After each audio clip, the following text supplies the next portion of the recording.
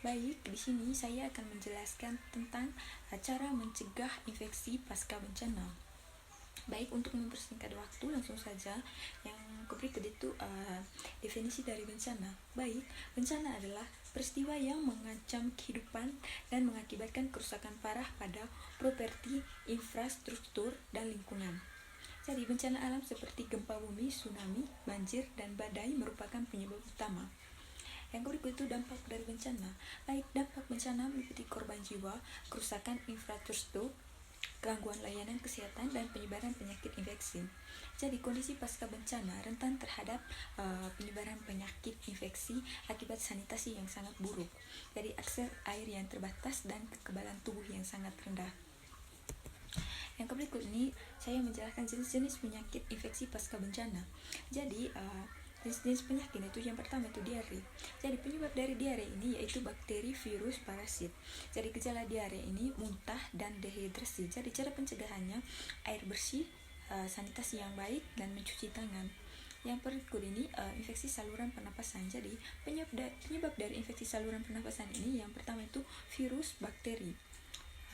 Dan yang berikut itu gejalanya itu batuk, pilek, dan sesak nafas. Jadi cara pencegahannya itu menggunakan masker, menjaga kebersihan tangan, dan vaksinasi. Yang berikut itu infeksi kulit. Jadi penyebabnya ini bakteri dan jamur. Jadi gejalanya itu ruam, gatal, dan luka. Cara pencegahannya itu luka bersih, pakaian bersih, dan pengobatan luka. Dan yang berikut itu hepatitis A. Jadi penyebab dari hepatitis A ini virus. Gejalanya itu demam, mual, dan juga nyeri perut.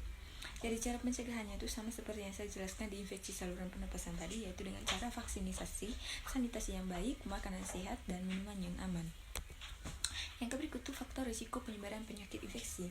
Baik, yang pertama ini sanitasi yang buruk, akses terbatas ke air bersih, fasilitas sanitasi yang rusak, dan pembuangan sampah yang tidak tepat dapat meningkatkan risiko penyebaran penyakit infeksi.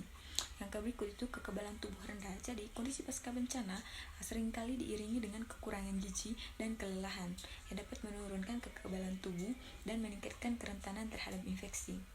Yang berikut ini kerumunan penduduk. Baik, kerumunan penduduk di tempat pengungsian dapat meningkatkan risiko penyebaran penyakit infeksi karena kontak erat dengan sanitasi yang sangat terbatas. Baik, yang berikut itu tindakan pencegahan penyakit infeksi. Yang pertama itu cuci tangan. Jadi cuci tangan dengan sabun dan air yang mengalir, terutama sebelum makan, setelah buang air besar atau buang air kecil, dan setelah kontak dengan orang yang sakit.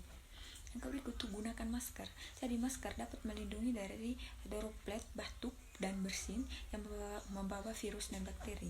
Yang berikut itu vaksinasi. Jadi vaksinasi ini dapat membantu membangun kekebalan terhadap penyakit infeksi dan mengurangi risiko penyebaran.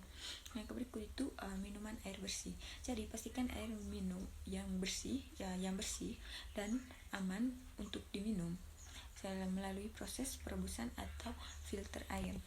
Yang berikut itu peran masyarakat dalam pencegahan. Yang pertama itu pembersihan lingkungan.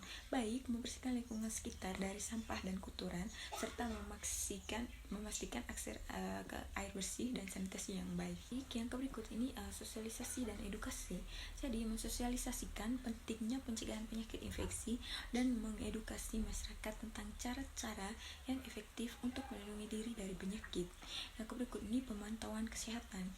Jadi memantau kesehatan diri dan keluarga itu serta melaporkan setiap gejala penyakit infeksi kepada petugas kesehatan. Baik, yang berikut ini manajemen logistik dan persediaan medis. Jadi yang pertama ini penanganan logistik. Pastikan obat-obatan, alat kesehatan, dan bahan makanan yang cukup untuk memenuhi kebutuhan masyarakat.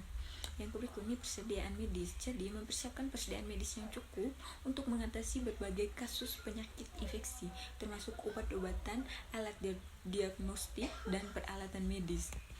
Baik, yang berikut ini kesimpulan. Jadi pencegahan penyakit infeksi pasca bencana merupakan prioritas utama untuk melindungi kesehatan masyarakat. Dengan meningkatkan kesadaran, akses ke layanan kesehatan, dan manajemen logistik yang efektif, kita dapat mengurangi risiko penyebaran penyakit infeksi dan membangun kembali kehidupan yang lebih sehat. Terima kasih.